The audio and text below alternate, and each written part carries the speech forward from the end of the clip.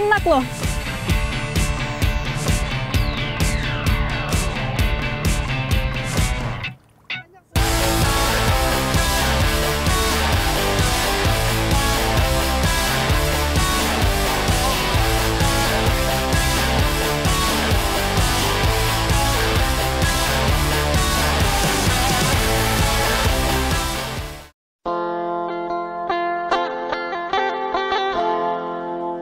Sungai Mahakam menyimpan banyak sekali daya tarik. Tidak hanya tentang alam, tapi juga adat dan tradisi masyarakat yang tinggal di sekitarnya. Perjalanan saya kali ini terasa sangat spesial karena bersama dengan nenek telinga panjang khas wanita suku Dayak Kayan.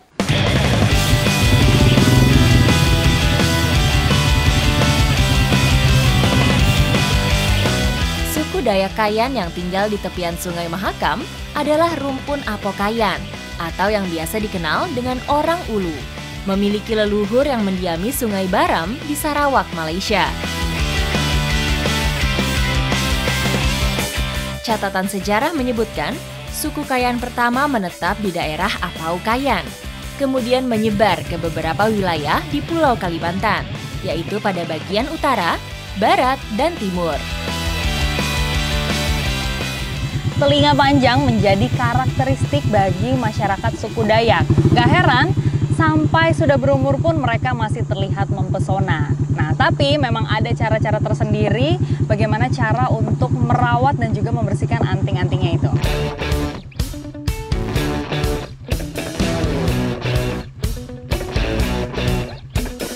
Di atas perahu motor atau ces, kami sedang menuju daerah hulu sungai. Tempat kami mencari buah lokal yang berguna untuk merawat anting nenek telinga panjang. Tradisi memanjangkan telinga bagi masyarakat suku Dayak merupakan sebuah identitas. Banyaknya jumlah anting yang dikenakan seringkali dikaitkan sebagai simbol kecantikan. Di sini ya, Bu? Oke, kita sudah sampai di lokasi. Tinggal turun aja dari perahu. Parkir dulu, Bu.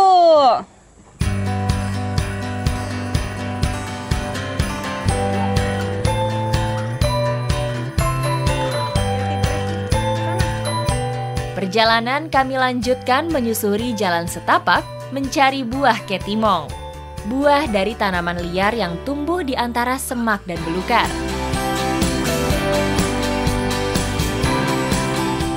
Bukan daunnya, ininya yang diambil, bukan buahnya juga. Ini. Oh, justru ininya. Ya, licin kan kayak sabun. Kan? Oh iya. Ya, itu yang digosok di anting tuh. Di anting ini. Mm-mm. Jadi ini yang diambil namanya ketimong. Ya, ketimong. Nah, ini yang digunakan untuk membersihkan anting-antingnya karena dia licin. Seperti sabun.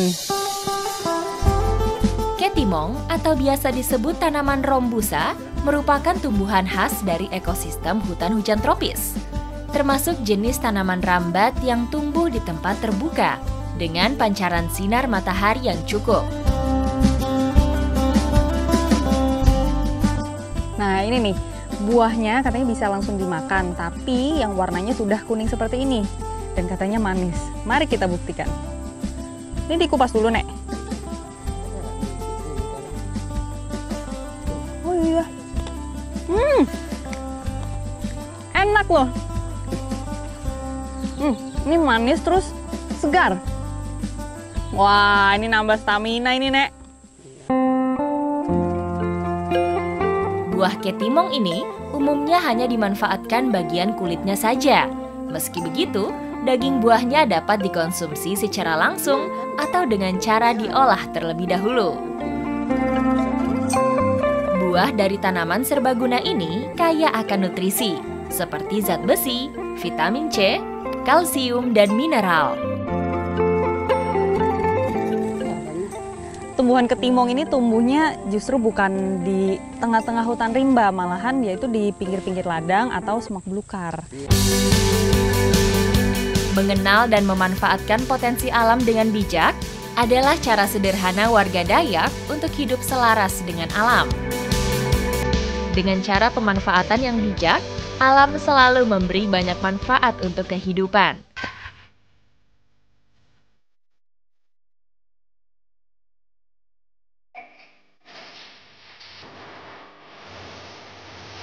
Telingaan aru adalah tradisi memanjangkan telinga, sudah lama dilakukan secara turun-temurun. Wanita dengan telinga panjang membutuhkan perawatan yang rutin demi menjaga kebersihan dan kesehatannya. Nah ini caranya, jadi ini dikasih air dulu. Nanti kalau udah dikasih air, digosok-gosok dia keluar busa. Wah, jadi memang seperti sabun. Pada zaman dahulu, wanita yang memiliki telinga panjang dianggap sebagai wanita seutuhnya, terlihat paling cantik di tengah kelompok masyarakat.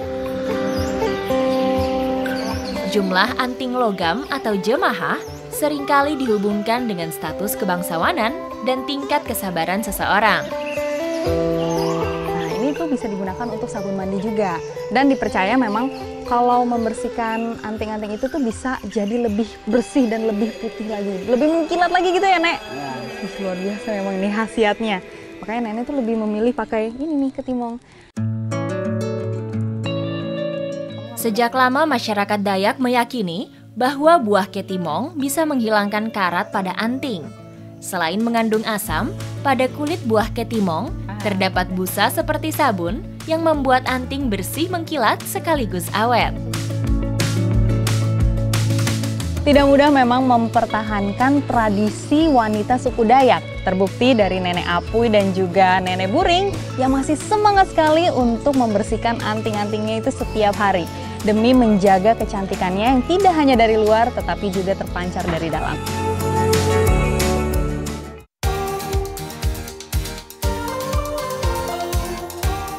Cantiknya wanita suku Dayak tidak hanya tentang penampilan, tapi juga ketangguhan bertahan hidup, termasuk berburu sumber pangan. Baung menjadi salah satu lauk pauk andalan bagi masyarakat desa Batu Majang. Nah, untuk mencarinya juga tidak di sungai, melainkan di genangan-genangan air. Selain sungai, hutan adalah tempat untuk mencari lauk sumber protein. Tujuan perjalanan kami kali ini adalah genangan air dari sumber mata air dan tampungan air hujan. Kolam kecil ini adalah tempat baung atau berudu berkembang biak. Karena berada jauh dari pemukiman, dipastikan baung hidup pada lingkungan air yang bersih dan bebas dari limbah rumah tangga. Sekali serok langsung dapat 2. Ada 4 tapi kecil. Aduh. Iya. Wah. Aduh geli. Geli banget nih. Licin. Ya permukaannya licin banget. Baung atau berudu adalah tahap pradewasa atau larva dalam daur hidup amfibia. Hidup di air dan bernafas menggunakan insang seperti ikan. Kebanyakan berudu adalah hewan herbivora, memakan alga dan tumbuhan.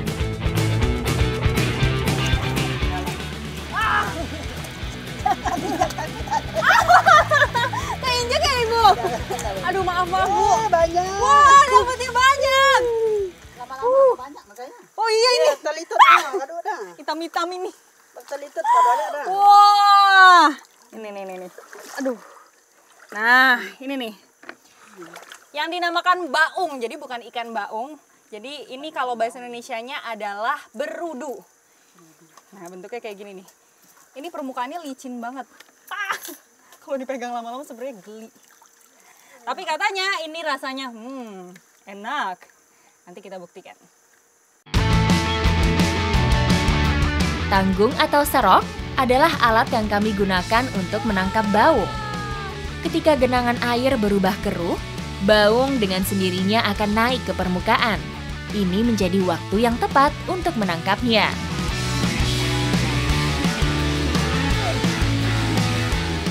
Dapat bonus yang kecil Bu. Buy one get one. Anjing kecil juga. Main kecil dimakan juga, Bu? Makan. Tapi makan juga. Oke. Wah, banyaknya. Waktu yang tepat untuk mencari baung ini itu biasanya di musim kemarau karena lebih mudah untuk mencarinya. Ketika airnya kecil ya, Bu ya? Ya. Justru kalau airnya besar sulit nanti kita malah berenang-berenang, Bu. Oh. Oh, ada lagi. Kok ini warnanya beda, Bu? Ya, putih itu. Oh. Itu namanya baung bulan. Oh, ini ada yang beda juga nih. Larut dalam keseruan ibu-ibu warga desa Batu Majang membuat saya semakin betah dan menikmati kebersamaan ini. Mana, Bu? Ibu hati-hati. Di sini tiba-tiba agak dalam. Banyak. Banyaknya. Banyak. Banyak juga. Besar dia. Baung memiliki kulit yang sangat licin. Meski tidak mudah, tapi aktivitas ini cukup membuat saya tertantang. Selain menjadi sumber pangan, baung dipercaya mempunyai efek medis untuk mengobati penyakit kulit. Karena kita mencari baungnya di genangan air, jadi otomatis memang ini cepet banget keruh. Tapi lawa yang bentuknya lebar seperti ini sangat membantu sekali kita banyak mendapatkan baung. Sekali serok, wow, bisa langsung dapat banyak. Warga setempat biasa mencari baung sepanjang tahun dengan jumlah hasil terbanyak pada musim penghujan. Meski begitu, waktu yang tepat untuk berburu baung adalah ketika musim kemarau, saat genangan air semakin kecil sehingga pergerakannya semakin terbatas.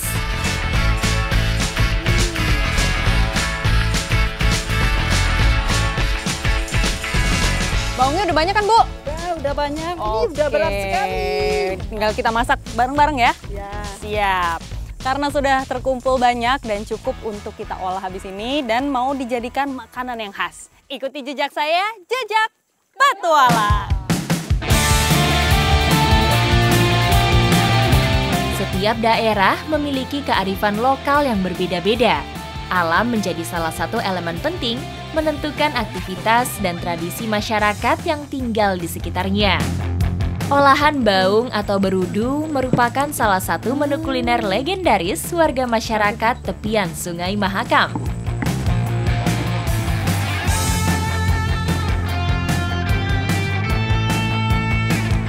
Baungnya sekarang mau diolah menjadi pepes baung belusut.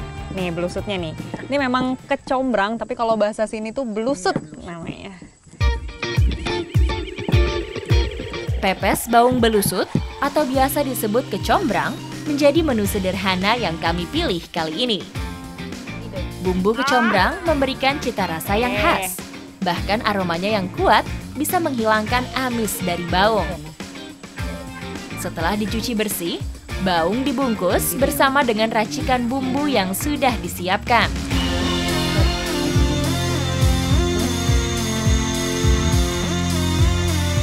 Menu kami kali ini dimatangkan dengan cara dipanggang.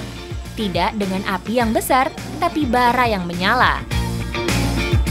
Melengkapi sajian makan siang kali ini, tidak lengkap tanpa adanya perasan air tebu. Ini salah satu bagian yang sangat menyenangkan karena meres tebu terus udah kelihatan air tebunya udah banyak jadi ngiler nggak sabar pengen minum.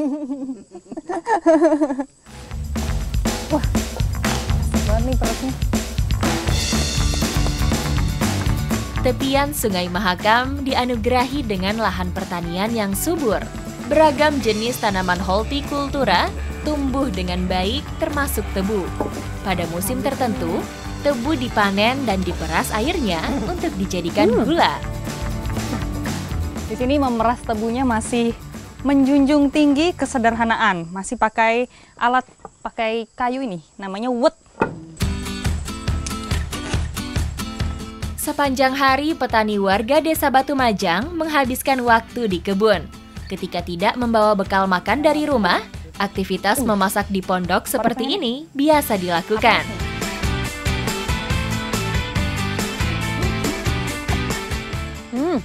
Enak, Bu.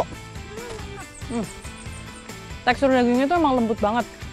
Dan memang kalau dipepes dan juga dimasak pasti hancur dia ya. Ya, memang. Hancur, jadi tulangnya itu sama sekali nggak berasa, dia halus banget. Terus kecombrangnya berasa banget, jadi nggak amis sama sekali. Kehangatan warga, suasana yang saya rasakan menjadi penyempurna nikmatnya menu masakan yang kami buat. Dengan bahan dan bumbu sederhana, Banget. saya bisa Tinggal ya, merasakan cita rasa makanan yang istimewa. Yuk, minum.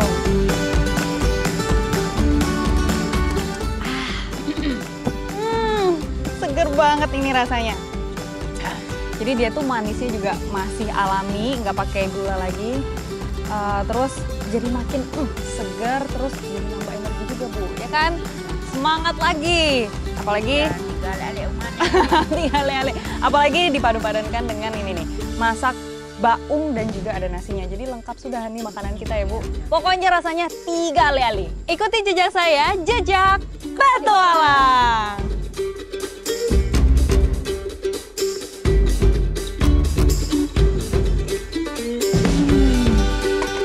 Ini aroma dari daunnya benar-benar terasa, jadi melegakan pernafasan.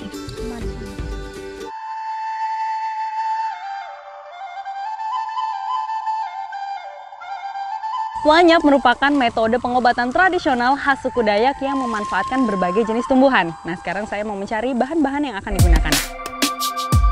Hutan Kalimantan menyimpan banyak sekali potensi. Beragam jenis flora dan fauna mudah kami temui di kawasan yang sering disebut sebagai paru-paru dunia ini. Nah, ini napet kayunya. Oh, ini daun apa Bu? Kayu batu, daun kayu batu. Daun kayu batu. Terus yang kita ambil yang Daunnya yang bersih-bersih ini. Kalau yang sudah tua itu sudah tidak bagus. oh berarti di atas dong kebanyakan? Iya, di atas. Waduh. Bersih ya. Ambil yang Oh, oke. Berarti kita harus ngambil bagian daun yang bersih, itu posisinya ada di atas. Karena yang di bawah ini rata-rata kelihatan tua. sudah tua dan juga kotor. Itu khasiatnya udah menurun. Daun gempur batu atau daun keji beling adalah tumbuhan liar khas hutan tropis Yang bersih ini ya, Bu? Kalimantan. Ya. Memiliki jenis batang berusan dengan tinggi maksimal 2-4 meter. Sangat kelihatan bedanya daun yang sudah tua sama yang mau kita ambil ini. Kalau sudah tua dia memang lebih keras dan juga kotor. Nah, kalau yang khasiatnya banyak yang seperti ini nih. Masih hijau dan bersih.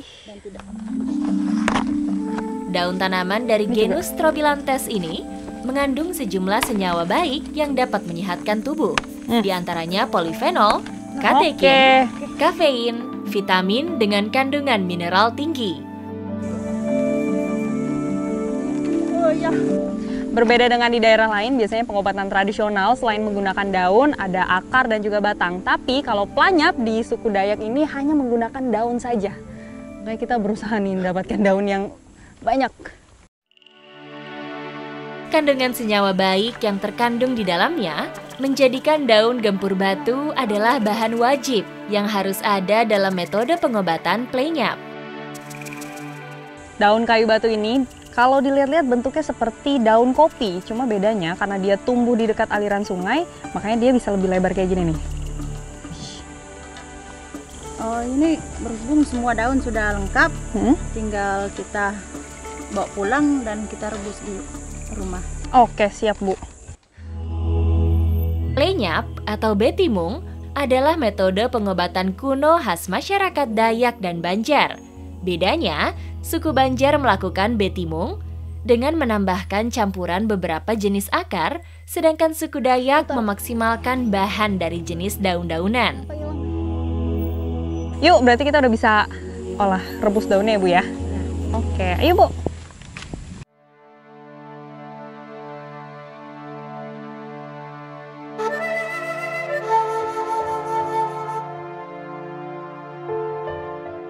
Ini dia 9 jenis daun yang wajib digunakan untuk melakukan metode Planyap. Jadi yang pertama apa aja Bu? Yang harus kita lakukan? Kita masukin bahan satu persatu dulu. Saya semakin penasaran dengan khasiat dari metode pengobatan Planyap.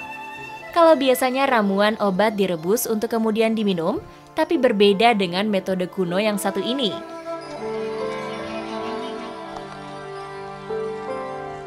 Ini sekarang 9 jenis daunnya sudah siap untuk kita rebus. Ada 9 jenis daun lain yang kami gunakan. Di antaranya adalah daun lengkuas, daun dilam, serai wangi, dan tentu saja daun gempur batu. Semua bahan direbus sampai menghasilkan uap. Berapa lama Bu kira-kira rebusnya? Mendidihnya di bawah 5 menit kita sudah angkat. Oh cepet juga ya berarti. Merebusnya ini tidak boleh lama-lama, 5 menit aja cukup. Supaya nanti uapnya itu nggak keluar, karena nanti uapnya kita gunakan untuk pelanyap. Manfaat yang dihasilkan dari beragam jenis daun berkhasiat ini akan terserap oleh tubuh melalui uap yang dihasilkan. Caranya dengan berdiam di dalam ruangan tertutup bersama uap hasil rebusan. Hasil rebusannya sudah siap, sebentar lagi saya mau mencoba pelanyap. Jadi ini tuh metode sauna tapi tradisional. Saya udah bisa duduk, Bu? Oke, siap untuk pelanyap. Mandi uap atau plenyap diyakini menjadi obat bagi banyak penyakit. Di antaranya badan pegal-pegal, masuk angin, flu dan pilek, penyakit kuning, hepatitis, dan beberapa masalah kesehatan lain. Baru duduk aromanya udah berasa enak banget. Bener Bu, ini kayak terapi. Seperti sauna.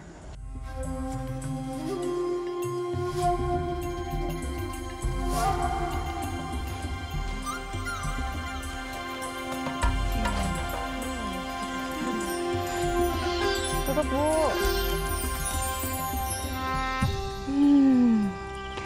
Ini aroma dari daunnya benar-benar terasa, jadi melegakan pernafasan. Proses mandi uap ini juga membuat tubuh lebih segar dan wangi. Uap melunturkan biang keringat dan sumber bakteri yang melekat di kulit, sehingga kulit menjadi lebih bersih. Wah, luar biasa. Langsung keringetan ya, Bu? Di dalam tuh rasanya seperti dimanjakan oleh kehangatan. Udah gitu udara yang dihirup juga harum sekali. Makanya pas nih untuk menghilangkan berbagai jenis penyakit.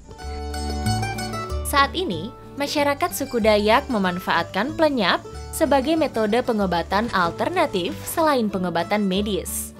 Tidak sedikit cerita dan pengalaman penderita penyakit yang berhasil sembuh dengan rutin melakukan metode pengobatan warisan leluhur yang satu ini. Udah selesai ya, Bu? Luar biasa nih, badan jadi enteng. Badan udah enakan, capek-capeknya juga hilang. Memang ternyata metode tradisional ini nggak kalah sama penyembuhan penyakit yang sudah modern. Apalagi zaman sekarang ya, Bu? Berarti nanti ke depannya saya mau coba lagi, Bu. Gimana? Boleh. Boleh ya, Bu? Boleh banget. Ikuti jejak saya, jejak petualang.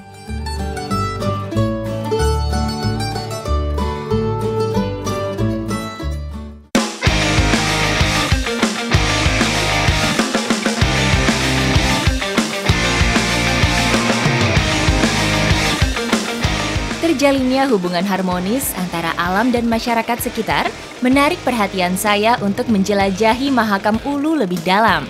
Kabupaten termuda di Provinsi Kalimantan Timur ini memiliki banyak sungai sebagai denyut nadi kehidupan. Perlengkapan yang ada di depan saya ini sudah lengkap sekali karena saya bersama warga Desa Batu Majang ingin paru atau pikniknya suku Dayak. Ikuti jejak saya, jejak petualang.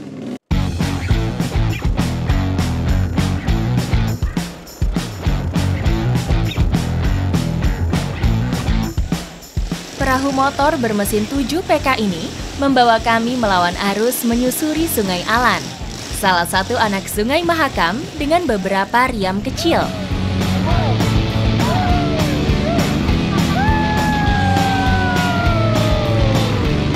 Ujung dari perjalanan kami adalah karangan atau tepian sungai dengan hamparan pasir berbatu sebagai tempat melakukan paru. Paru atau refreshing ala suku Dayak biasa dilakukan oleh banyak orang dengan kegiatan yang menggembirakan. Ini sekarang kami sudah menemukan karangan yang pas karena persis di pinggiran sungai, banyak bebatuan, jadi kita bisa naruh barang-barang di sini, terus banyak pohon juga biar teduh. Nanti di sana kita bisa cari ikan juga. karangan hanya bisa kami jumpai di daerah hulu sungai. Bagi warga setempat, karangan sudah selayaknya pantai, menjadi tempat yang asyik untuk melepas penat.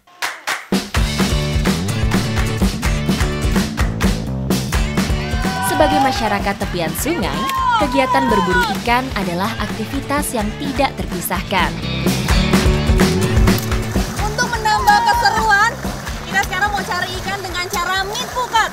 Nah, ini saya mukul-mukulin permukaan air supaya ikannya kabur dan lari ke sana, nanti ditangkap pakai jaring.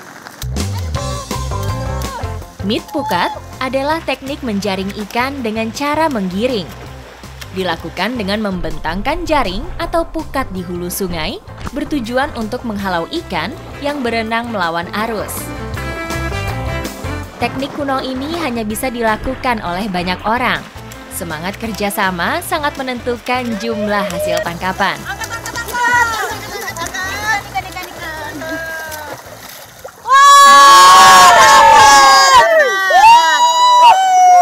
Wah, sekali tarik langsung dapat ikan.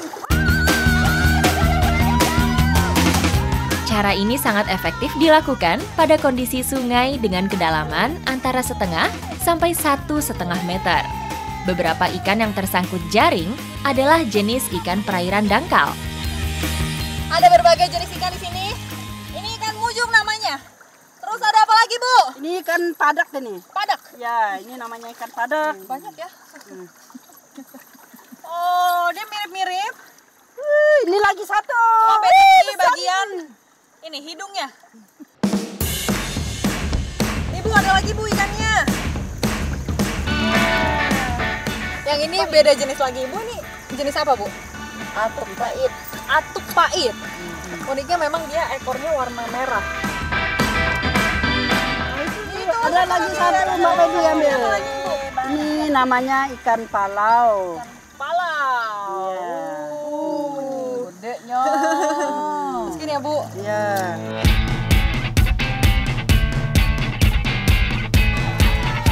Masyarakat setempat percaya dengan cara tangkap ikan yang ramah lingkungan, kelestarian sungai akan tetap terjaga. Karena tidak hanya sebagai akses jalur transportasi, sungai adalah sumber kehidupan bagi warga sekitar.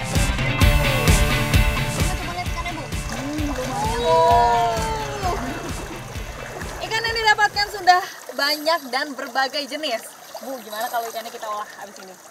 Kita bakar-bakar Kak. Kita bakar-bakar ya, sekalian menghangatkan badan. Ikuti jejak saya, jejak petualang.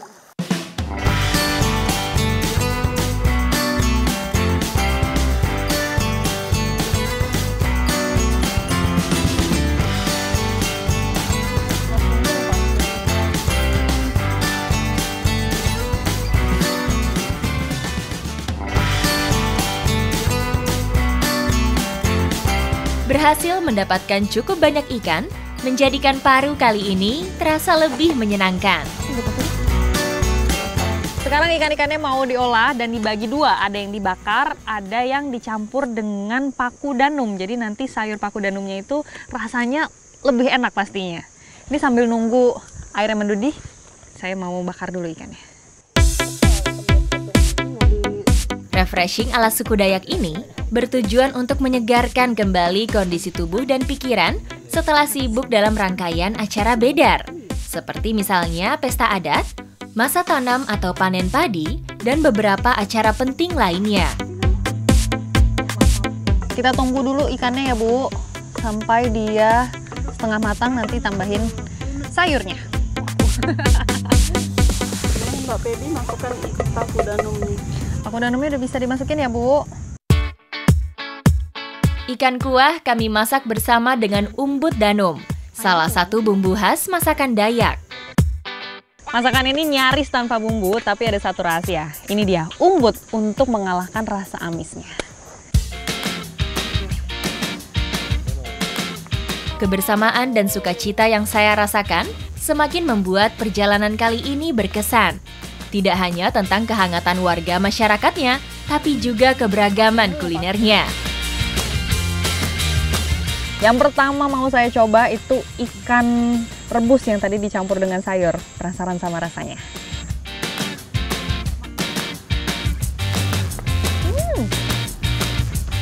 Rasanya emang enak. Ada yang khas karena kayak ada rasa ubinya, tapi daging dari ikannya itu lebih kesep. Terus ada pahitnya sedikit dari umbutnya juga.